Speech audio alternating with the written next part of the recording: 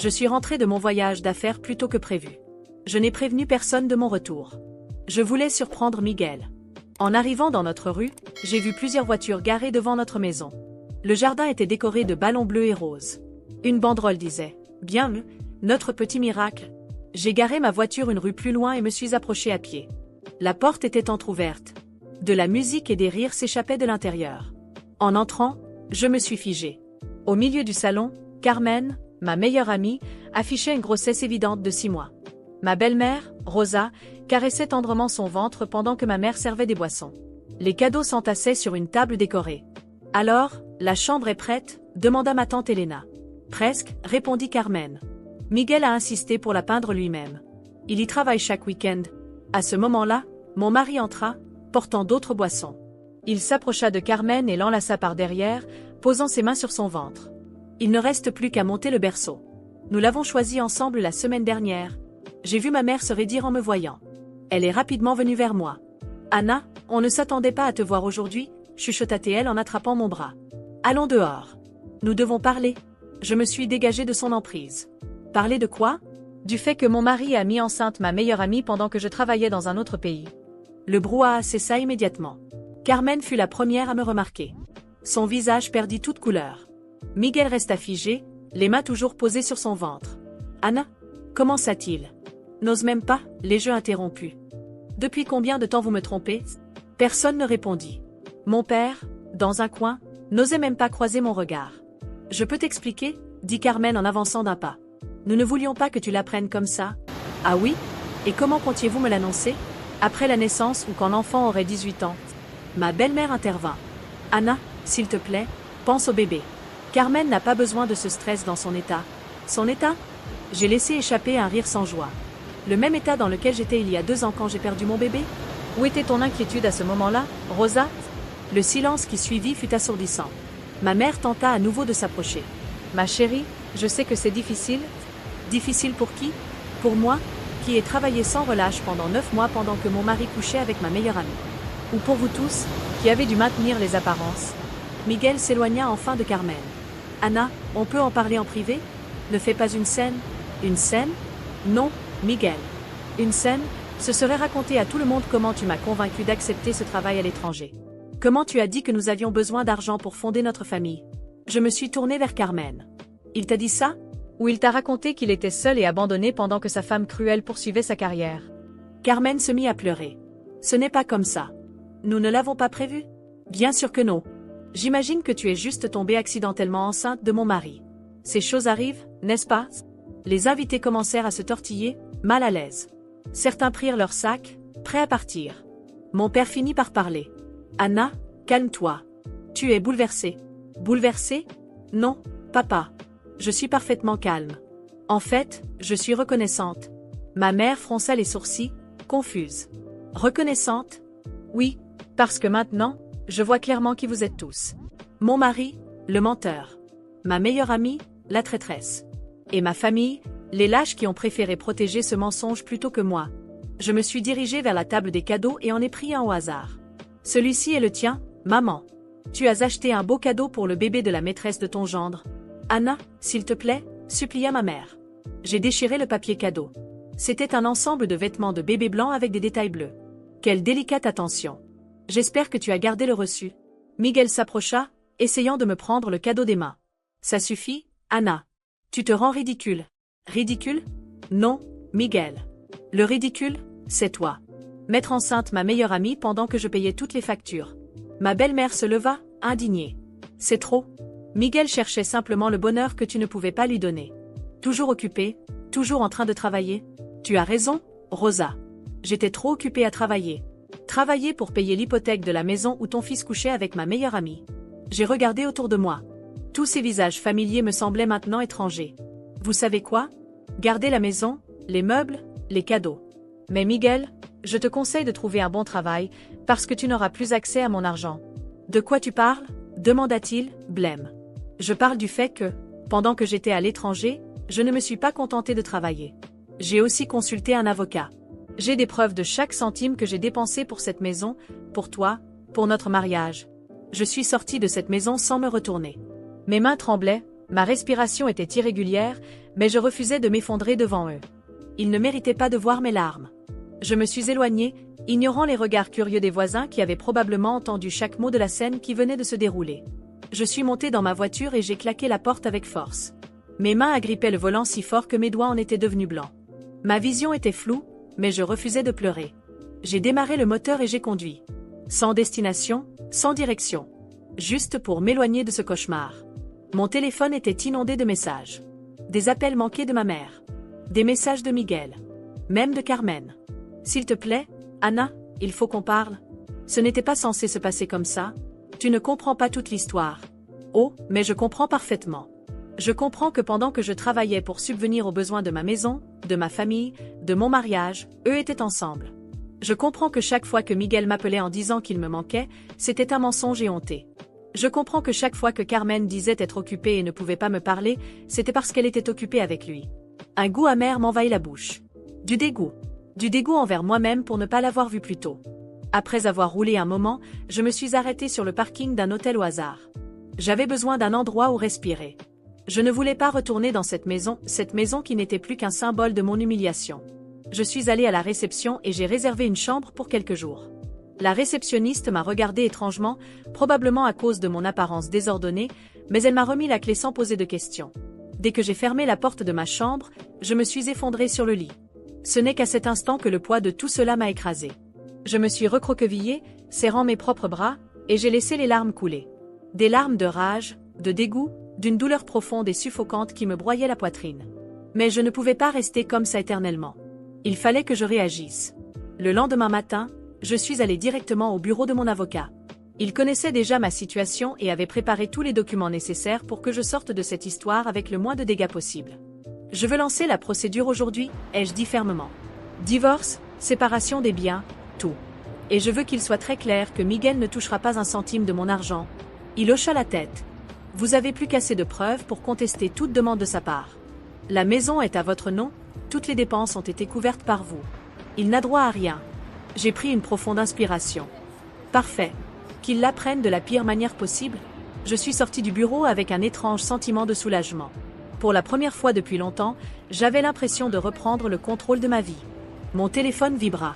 Miguel. Je l'ignorais. Quelques minutes plus tard, un message apparut, on doit parler. S'il te plaît, Anna. Je répondis simplement. Parle à mon avocat. Les jours passèrent, et les appels et messages ne s'arrêtèrent pas. Jusqu'à ce qu'un après-midi, alors que je prenais un café dans un petit restaurant près de l'hôtel, quelqu'un s'approcha de ma table. Miguel. Il avait une mine affreuse. Des cernes profonds, les cheveux en désordre. Mais je ne ressentais aucune pitié. Anna, s'il te plaît. Il s'assit en face de moi sans y être invité. Je ne voulais pas que tu l'apprennes comme ça. Je croisai les bras. Oh, et comment voulais-tu que je l'apprenne? Avec une invitation à la baby showers? Il passa une main sur son visage, épuisé. Ce n'est pas comme ça que je voulais que les choses se passent. J'ai fait une erreur. Une erreur? M'être enceinte, ma meilleure amie était une erreur? Non, Miguel. C'était un choix. Tu as choisi de coucher avec elle. Tu as choisi de me mentir. Tu as choisi de laisser tout le monde couvrir cette trahison. Il baissa la tête. J'étais seule, Anna. Tu n'étais jamais là. Toujours en voyage, toujours occupée par ton travail. Je laissais échapper un rire amer. Et pourquoi j'étais occupée, Miguel? Parce que j'étais celle qui payait notre putain de maison. Pendant que toi, tu restais là à ne rien faire. Il resta silencieux. Tu veux savoir la partie la plus ironique? Continuai-je. J'ai accepté ce travail parce que je pensais que nous construisions quelque chose ensemble. J'ai fait des sacrifices, en pensant que c'était pour un bien plus grand. Mais pendant que je travaillais jusqu'à l'épuisement, toi, tu couchais avec ma meilleure amie. Il me regarda, désespéré. Je sais que j'ai merdé, Anna. Mais on ne pourrait pas arranger ça autrement? Je me penchai vers lui, le regard planté dans le sien. On est déjà en train d'arranger ça. Mon avocat a lancé la procédure de divorce. Tu ne toucheras pas un centime de mon argent. Et quant à cet enfant, j'espère que tu seras un bon père, parce que je ne veux plus jamais te voir. Anna, s'il te plaît? C'est terminé, Miguel. Je me levai et partis, sans me retourner. Il ne fallut pas longtemps avant que la nouvelle ne se répande. Mes vrais amis, ceux qui ne m'avaient pas trahi, restèrent à mes côtés. Et ma famille? Oh, ils tentèrent de reprendre contact. Ma mère m'appela plusieurs fois, essayant de tout justifier. On ne voulait pas te faire de mal, ma chérie. C'était compliqué pour nous tous. Tu dois pardonner. Pardonner? Non. J'ai avancé. Avec le temps, j'ai reconstruit ma vie. J'ai quitté cet hôtel et acheté un nouvel appartement, juste pour moi. J'ai repris le contrôle de ma carrière, de mon avenir. Et Miguel? Eh bien, il comprit vite que la vie n'était pas si facile sans le confort que je lui avais offert. Quelques semaines plus tard, je reçus un autre message. On peut parler? Tu me manques. Je souris. Puis j'ai supprimé le message sans même répondre. Et pour la première fois depuis très longtemps, je me suis sentie libre. Quand j'ai enfin reçu la confirmation que Miguel avait été officiellement cité dans la procédure de divorce, j'ai su que son véritable enfer ne faisait que commencer. Il a essayé de me contacter par tous les moyens. Il m'appelait des dizaines de fois par jour, m'envoyait des messages sans arrêt, apparaissait dans les endroits où il savait que je me rendais. Mais je ne répondais pas. Je ne lui laissais aucune ouverture. Je refusais de lui donner la moindre chance de me manipuler. Une nuit, alors que je rentrais chez moi, j'ai trouvé ma mère qui m'attendait devant mon immeuble. « Anna, il faut qu'on parle ?» Je levai les yeux au ciel. Je savais déjà exactement où elle voulait en venir. « Nous n'avons rien à nous dire. Miguel est désespéré. Tu es en train de tout lui prendre, dit-elle, scandalisée, comme si j'étais la méchante dans cette histoire. » Je croisai les bras. « Oh, maintenant c'est lui la victime. Ma chérie, il a fait une erreur, mais ce n'est pas une raison pour lui détruire la vie. » J'ai laissé échapper un rire amer. « Il a détruit ma vie, maman. Il m'a trompée, il a mis enceinte ma meilleure amie, et vous l'avez tous couvert. Et maintenant, vous osez me dire que je suis cruelle ?» Elle soupira, essayant d'attraper ma main, mais je me suis reculée. « Ce que tu lui fais, ce n'est pas juste, Anna. » La colère a monté en moi. « Ah, on parle de justice maintenant? Est-ce que c'était juste que je paie toute l'hypothèque pendant qu'il me trompait? Est-ce que c'était juste que je travaille comme une folle pendant qu'il jouait au mari parfait? Maintenant, il doit en assumer les conséquences. » Elle m'a regardée comme si j'étais un monstre. Il n'a nulle part où aller. Je haussai les épaules. Ce n'est pas mon problème. Elle secoua la tête, incrédule. Je ne t'ai pas élevée pour être comme ça, Anna. Et moi, je ne pensais pas que ma propre mère prendrait la défense d'un traître. Je lui tournai le dos et entrai dans mon immeuble sans me retourner. Les jours passèrent, et la situation de Miguel s'aggrava. Comme j'étais celle qui avait toujours payé les factures, il commença à crouler sous les dettes. Les échéances de l'hypothèque n'étaient plus couvertes, et sans mon argent, il se retrouva rapidement dans une impasse financière. Puis vint l'expulsion. Je savais que ça arriverait. Quand j'ai reçu la confirmation qu'il n'avait pas pu payer, j'ai fait en sorte d'être présente pour assister en personne au moment où il serait jeté hors de ma maison. Quand je suis arrivée, c'était le chaos. Des cartons étaient éparpillés devant la porte. Miguel était en pleine dispute avec l'agent judiciaire venu exécuter l'expulsion. Carmen était à ses côtés, une main sur son ventre arrondi, l'air complètement paniqué. « Anna !» cria Miguel en me voyant. « Tu ne peux pas me faire ça. » Je croisai les bras, sentant une satisfaction froide grandir en moi. Je peux et je l'ai fait. Ce n'est pas juste. J'ai vécu dans cette maison. Non. Moi, j'ai payé pour cette maison. Toi, tu étais juste un parasite. Son visage devint écarlate de frustration. Mais où veux-tu que j'aille? Je haussai les épaules. Encore une fois, pas mon problème. Carmen me regarda avec un air suppliant. Anna, s'il te plaît. S'il te plaît? Elle osait me regarder dans les yeux et dire s'il te plaît? J'ai avancé d'un pas vers elle. Ah, maintenant tu sais prononcer mon prénom? Avant, c'était juste j'espère qu'elle ne découvrira jamais, non? Elle baissa la tête. Ce n'était pas censé se passer comme ça. Mais c'est arrivé. Et maintenant, c'est à vous deux d'en assumer les conséquences. Miguel passa une main sur son visage, à bout. Tu n'as aucun cœur. Je penchai légèrement la tête. C'est drôle, parce que tu adorais ce cœur quand il payait toutes tes factures. Il ouvrit la bouche pour riposter, puis la referma immédiatement. L'agent s'approcha. Le temps est écoulé. Vous devez quitter la maison maintenant. Le visage de Miguel se transforma en panique pure. Il regarda autour de lui, réalisant qu'il n'avait plus d'option. Il attrapa un carton et le jeta violemment au sol. Tu veux juste me voir détruit, c'est ça? Je me penchai légèrement vers lui, plantant mon regard dans le sien. Oui. Il serra la mâchoire et quitta les lieux furieux, Carmen à sa suite. Je suis restée là, à regarder leur départ sans argent, sans maison, sans rien. Dans les jours qui suivirent, ma famille se retourna contre moi. Mes tantes me téléphonèrent.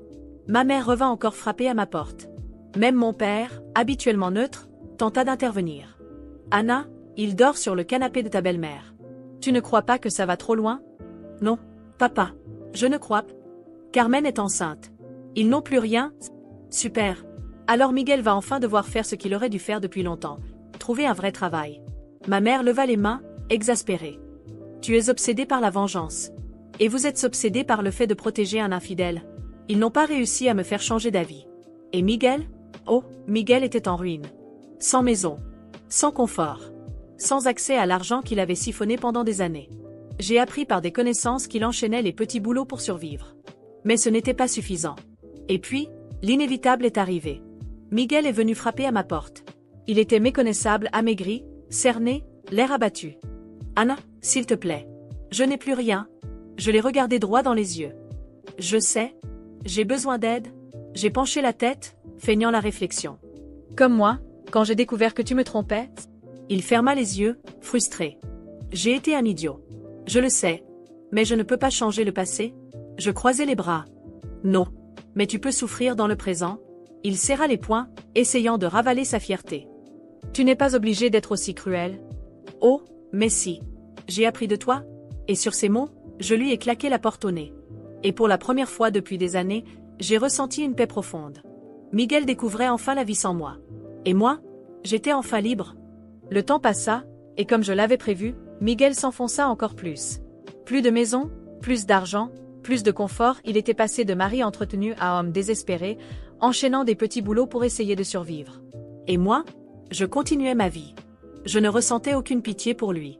En fait, chaque fois que j'entendais une nouvelle catastrophe le concernant, une satisfaction froide me parcourait. C'était le goût sucré de la justice, la preuve que tout ce qu'il m'avait fait lui revenait en pleine face. Puis, j'ai appris la meilleure nouvelle que j'avais entendue depuis des mois. Carmen avait demandé le divorce.